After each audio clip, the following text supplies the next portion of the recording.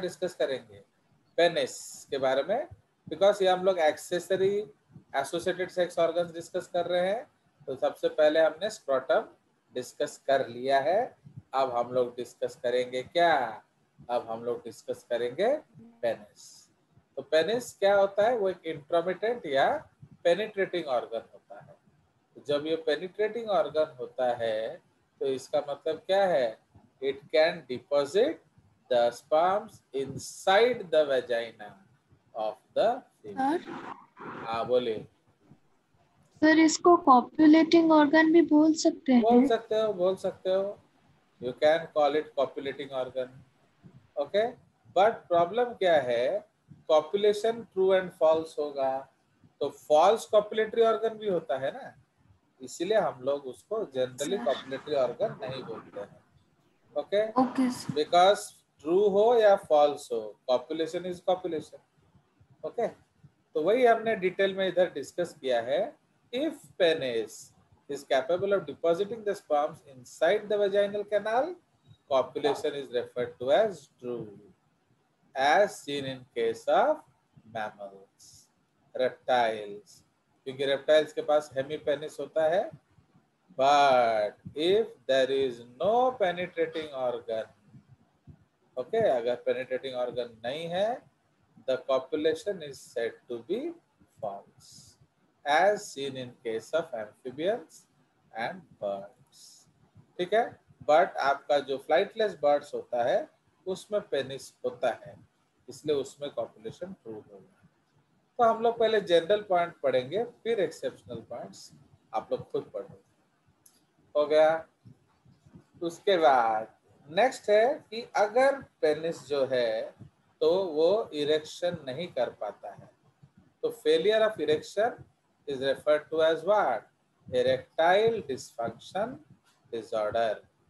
Okay, it is reported in some cases of some patients. It is treated as, it is referred to as, लिख देंगे, referred to as infertility और impotence। क्यों? क्योंकि इस case में आपका बच्चा फिर भी हो सकता है। क्यों? अगर खराब है तो ठीक करवा लो, अगर वो मेडिसिन खा के, अगर सर्जरी करके आपका इरेक्शन हो सकता है तो वो फिर आप बच्चे बना सकते हो। बट अगर नहीं भी हुआ तो भी आप क्या कर सकते हो? आप आर्टिफिशियली इंसेमिनेट करा सकते हो। इस माने आपका अपना बच्चा फिर भी हो सकता है। If a person has EDD, he may still have children of his own. इसीलिए हम उसको इनफर्टाइल बोलते हैं, स्टेराइल नहीं बोलते। ठीक है? In rats and rodents, there is a bone in the penis known as os penis, hence their penis is always in erect condition. ठीक है, ये हमने डिस्कस किया था। But in them, the testis, okay, is generally क्या? Abdominal. Fine, but in them testis is generally abdominal. They enter into the scrotal sacs only in case of what? Only in case of क्या बोलो? Breeding season. Okay, तो जब breeding season होगा तभी वो अंदर आएगा, अदरवाइज वो एब्डोमिनल होता है। अंडरस्टूड? तो ये इंपॉर्टेंट पॉइंट है। Okay, now but in mammals and higher vertebrates there is no bone in the penis. So in the penis there are 3 erectile muscles which cause the stiffening of the penis. तो उसमें corpora cavernosa paired होता है and corpus spongiosum unpaired होता है। Okay, now इसका importance क्या है? Corpus spongiosum, through it passes the urethra. तो जो आपका यूरेथ्रा है वो इसके अंदर से जाता है। Okay, when excited the parasympathetic ANS stimulates या directs excess blood flow into the blood vessels of the penis. इसको हम लोग क्या कहते हैं? एनास्टोमोसिस। ओके, तो ये हमने सर्कुलेटरी सिस्टम में पढ़ा था इसके पहले साल, दैट ये एनास्टोमोसिस होता है। This stimulates the penile muscles to contract.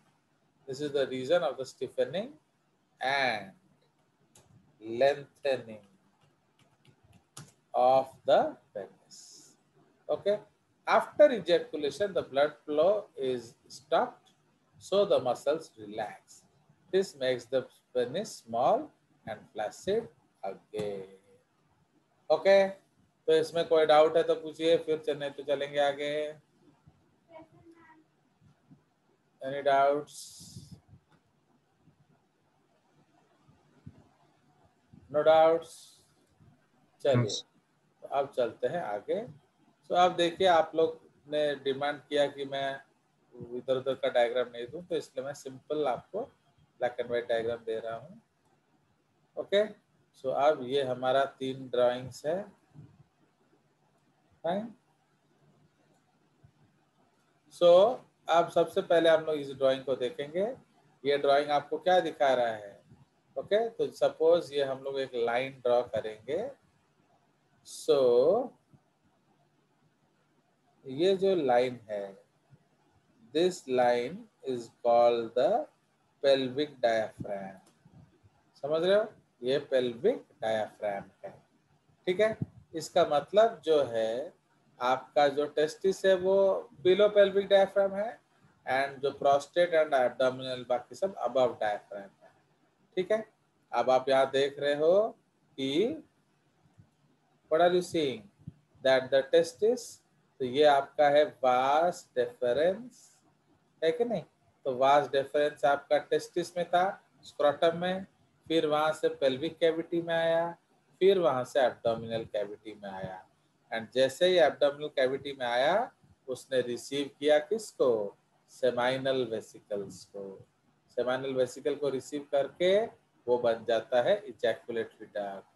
उसके बाद इजैकुलेटरी डक्ट यूरेथ्रा के साथ जुड़कर वो प्रोस्टेट के अंदर चला जाता है, फिर वो बाहर निकलता है एंड वो काउपर्स ग्लैंड से मिलता है, एंड फिर वो अल्टीमेटली पेनाइल यूरेथ्रा बन जाता है। ठीक है जी, तो इसलिए 3 तरह का यूरेथ्रा है हमारा। तो here we can write 3 different types of urethra. तो ये जो यूरेथ्रा है उसको हम लोग बोलेंगे प्रोस्टैटिक यूरेथ्रा। फाइन। सो ये जो ऊपर वाला पार्ट है इसको प्रोस्टैटिक यूरेथ्रा बोला जाएगा। फाइन। तापरे पेल्विक डायफ्राम जहां आएगा उसको मेम्ब्रानस यूरेथ्रा बोलेंगे। फाइन, तो this is called as membranous urethra. And एकदम नीचे जो पेनिस में जा रहा है उसको बोलेंगे पेनाइल यूरेथ्रा। ओके, तो this is called penile urethra. कोई शक? ये हमारा पेल्विक डायफ्राम लाइन है। तो देख रहे हो ये जो काउपर्स ग्लैंड वो बिल्कुल इस लाइन पे होगा, और ये हम इसको उड़ा देते हैं। Fine, so this is basically the structure. ठीक है, चलिए, तो इसके बाद ये आप देखेंगे क्रॉस सेक्शन ऑफ पेनिस। तो क्रॉस सेक्शन ऑफ पेनिस में ये जो स्ट्रक्चर आप देख रहे हो ये क्या है? They are the paired muscles. Okay, देखते हैं अगर इसको हम कलर कर सकते हैं तो सपोज इसको हम चॉकलेट कलर का बनाएंगे। फाइन, सो ये देख रहे हो ये जो मसल्स है, so this is your what, this, इसको मोटा बना देते हैं। फाइन, तो this is your corpora what, corpora cavernosa. Fine, तो इससे पेयर्ड होता है इसलिए हम उसको कॉर्पोरा बोलते हैं, एंड जो अनपेयर्ड होगा उसको कॉर्पस बोला जाएगा। समझ रहे हो? तो इसको आप अनपेयर्ड वाले को क्या बोलोगे बताइए? Sir corpus cavernosum. Corpus cavernosum, समझ रहे हो? बिकॉज ये कैवर्नोजा के बारे में बोल रहे हो ना आप, तो ये कॉर्पोरा कैवर्नोजा प्लूरल है एंड कॉर्पस कैवर्नोजम सिंगुलर है। अगर इसका एक को बताना पड़ेगा तो क्या बोलोगे? कॉर्पस कैवर्नोजम। बट ये जो नीचे वाला है, so that is called what? So that is called corpus स्पॉन्जियोजम।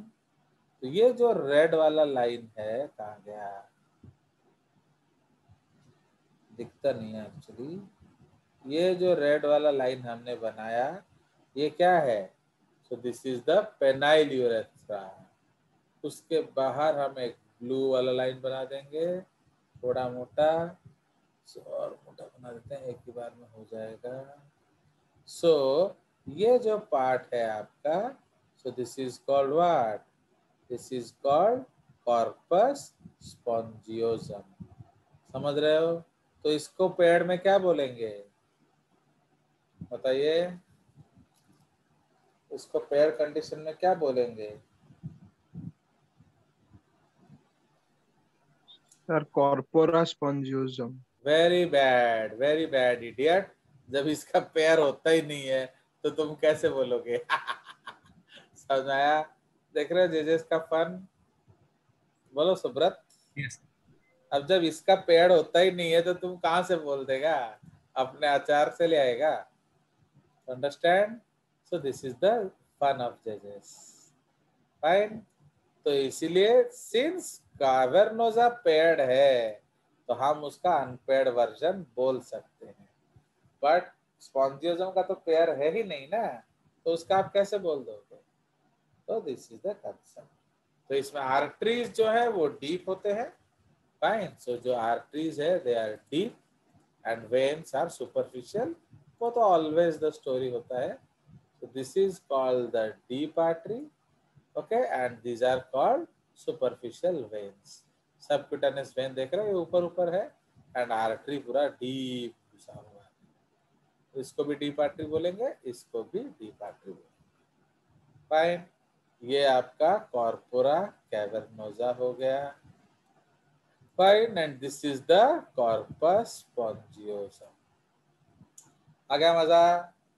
So this is the concept of this drawing। अब हम लोग चले जाएंगे ये, इसको लेवलिंग कीजिए। इसको क्या बोलेंगे? इसको क्या बोलेंगे? इसको क्या बोलेंगे? इसको क्या बोलेंगे? इसको क्या बोलेंगे? एंड इसको क्या बोलेंगे? बताइए। तो सबसे पहले वाले को क्या बोलेंगे? What is this? This is the urinary bladder. कोई शक? फाइन। No sir. उसके बाद करता है,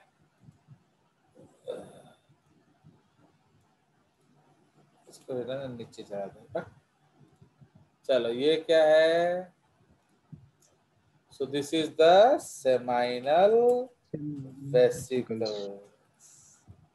ओके, तो ये हमारा सेमाइनल वेसिकल है। ओके, उसके बाद ये वाला क्या है? This is actually vas deferens. ठीक है, तो वास डेफरेंस। फाइन। ये हमारा वास डेफरेंस है। तो एक ये जो है ये यूरेथ्रा है। So this is called urethra.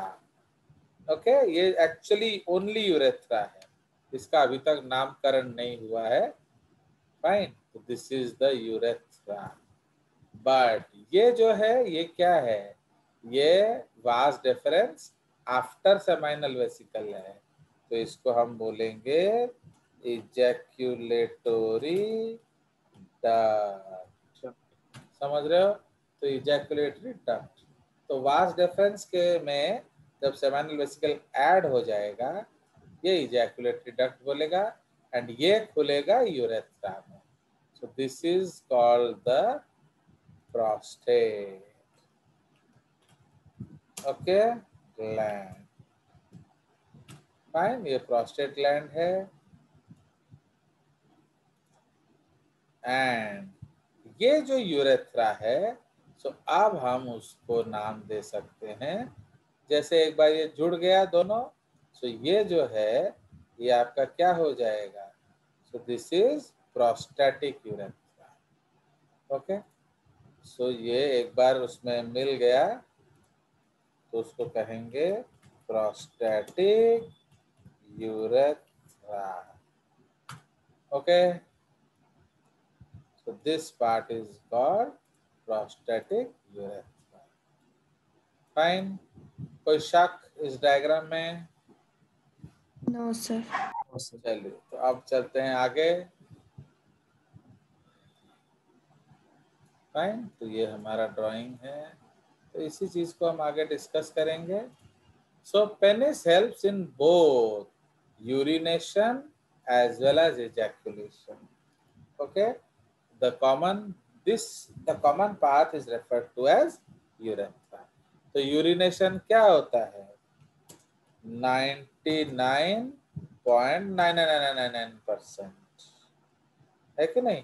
क्योंकि जनरली तो आप यूरिनेट ही करते हो। इजैकुलेशन क्या होता है? ये रेयर इवेंट होता है, ये कभी कभी होता है। अंडरस्टैंड? तो इसीलिए but still the passage is common. ठीक है, तो penis helps in both urination as well as ejaculation. This is because the penile urethra passes through the penis and it is the common path. Okay, common path for both urine as well as semen. तो समझ रहे हो? तो इसलिए ये हमारा important concept है। ठीक है जी? This is because the penile urethra passes through the penis and it is the common path for both urine as well as semen. ठीक है जी? Urethra originates from the urinary bladder and opens into the outside via penis. ठीक है? एक चीज याद रखेंगे, यहाँ बहुत इंपॉर्टेंट है, आपको पता होना चाहिए कि यहाँ एक स्फिंक्टर होता है। सपोज मैं यहाँ लगा दूं, तो इस स्फिंक्टर का नाम, इधर एक स्फिंक्टर होगा एंड इधर एक और स्फिंक्टर होगा। अंडरस्टूड? तो इस स्फिंक्टर को क्या, सॉरी तो थोड़ा मोटा बना देंगे। तो स्फिंक्टर एक मसल होता है, ये एक मोटा सा इधर बनाएंगे एंड एक मोटा सा इधर बनाएंगे। फाइन, इसको ऊपर लेके जाएंगे।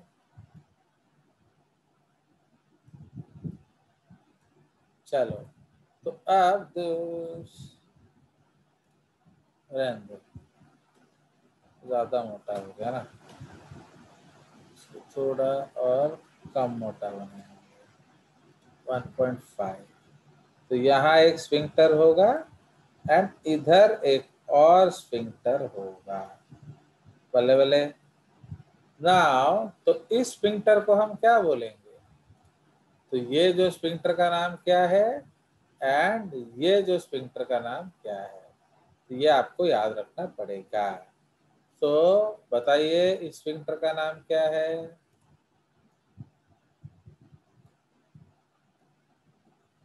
Any idea? सब गुड़ गोबर कर दिए। So this is called what? This is called internal urethral sphincter. Okay, so इसको हम इंटरनल यूरेथ्रल स्फिंक्टर बोलते हैं and it is internal urethral sphincter. बोले बोले। Comma under the control of कौन सा nervous system? Sympathetic, okay, sympathetic nervous system. Understood? ये बहुत ज्यादा इंपॉर्टेंट है। ये जब मैंने आपको सिंपैथेटिक नर्वस सिस्टम पढ़ाया था, जो मैंने आपको बताया था कि ये जो है ये आपका सिंपैथेटिक नर्वस सिस्टम कंट्रोल करता है। तो इसीलिए जब सिंपैथेटिक नर्वस सिस्टम ऑन, तो ये क्या होता है? क्लोज होता है। Understood? So when simp nervous system on, this sphincter contracts। समझ आया? तो ये स्फिंक्टर कॉन्ट्रैक्ट करेगा। ओके, तो कॉन्ट्रैक्ट करने से क्या होगा? सुसु जाएगा ना नहीं जाएगा? बोलिए। नहीं जाएगा। नहीं जाएगा। नहीं जाएगा। So when symph nervous system on, this sphincter contracts, so no urination। Okay, bracket में ejaculation on। तो इसका मतलब जब सिंपा ऑन होगा तो यूरिनेशन ऑफ, तो इजैकुलेशन ऑन।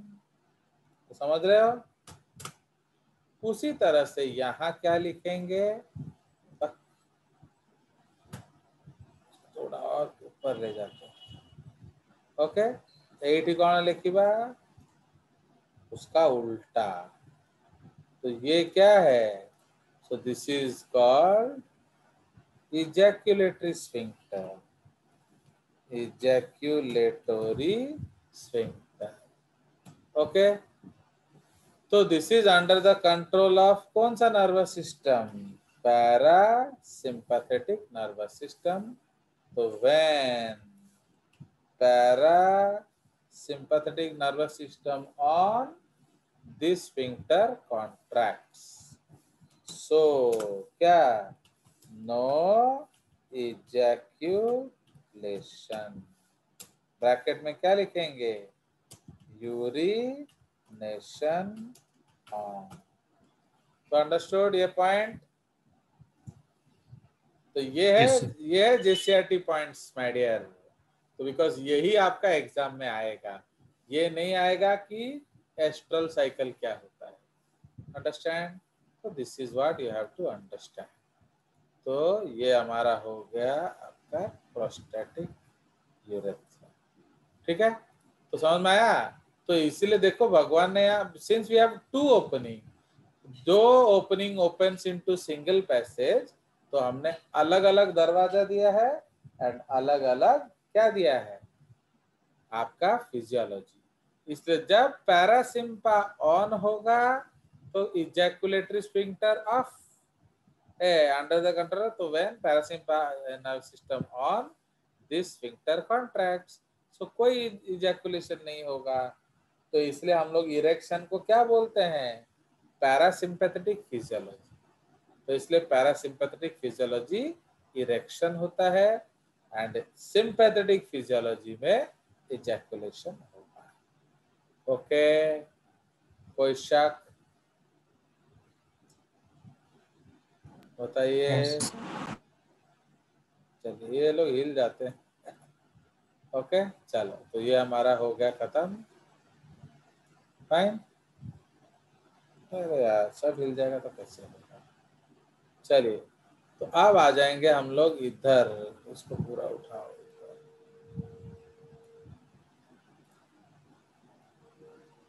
प्रोस्टैटिक यूरेथ्रा इधर। चलिए, तो अब आ जाइए हमारा ऊपर। तो इसलिए अब ये समझ में आया, पेनिस हेल्प्स इन बोथ वाला पॉइंट। इसलिए मोस्टली पेनिस से सुसु जाता है, रेयरली सीमेन जाएगा। Okay, urethra originates and opens into the outside by penis. In human males, urethra is longer and divided into 3 parts. Female में शॉर्टर होता है। prostatic urethra, it passes to the prostate gland. Before entering into the prostate, the urethra receives the ejaculatory duct. What is ejaculatory duct? The terminal swollen part of the vas deferens. Okay तो उस swollen part को एम्पिला बोला जाता है, but उस duct को क्या बोलते हैं? ejaculatory duct. It drains sperms. ये full stop दे देंगे. It drains sperms from vas deferens and seminal vesical fluid, okay, rich in fructose. ये दोनों मिक्स करके उसको डाल दे. ठीक है. सेकेंड है मेम्ब्रानस यूरेथ्रा. तो मेम्ब्रानस यूरेथ्रा क्या करता है? So it is present in the pelvic diaphragm. Okay. And third है penile urethra. तो penile urethra पेनिस से पास करता है through which muscle? Corpus spongiosum. तो ये corpus spongiosum से पास करता है. Okay. It also receives the milky prostatic fluid and alkaline mucus from Cowper's gland. ठीक है. तो ये हमारा कंसेप्ट है. उसके बाद जो नेक्स्ट पॉइंट है हमारा, that is called glans penis. इसलिए पेनिस का जो टिप है उसको हम क्या बोलते हैं? That is called glans penis. ये थोड़ा सा स्वोलन होता है. So the tip of the penis is swollen and rich in sensory receptors. During intercourse, friction is produced. Okay. Friction is produced, which stimulates these receptors and it switches on the erection physiology, which is ultimately concluded.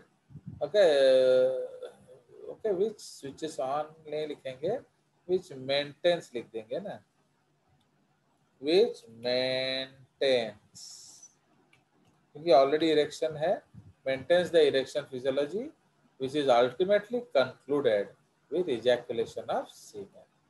ठीक है. Now it is highly erogenous and sexually exciting. तो इसीलिए ये exciting होता है. Fine. उसके बाद आपका है prepuce और आपका foreskin. So it is an elongation of the sperm sheath and it partially covers the glands. Within the prepuce there are glands of Tyson which produce magma. Okay. सुनिए, problem क्या होता है? The size of penis वो very करता है. Generally small and flaccid होता है and rarely वो इरेक्ट होता है, लार्जर स्टिफर होता है. तो इसलिए व्हाट हैपेंस, आपका जो पेनिस है उसके टिप में क्या होता है? This glands. तो ग्लैंड्स के सामने प्रीप्यूस होगा. तो जब छोटा पेनिस होगा तो स्किन ज्यादा होगा.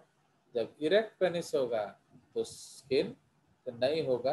तो there will be no prepuce. क्यों? Because that space is occupied by the lengthened penis. You understand this और नॉट?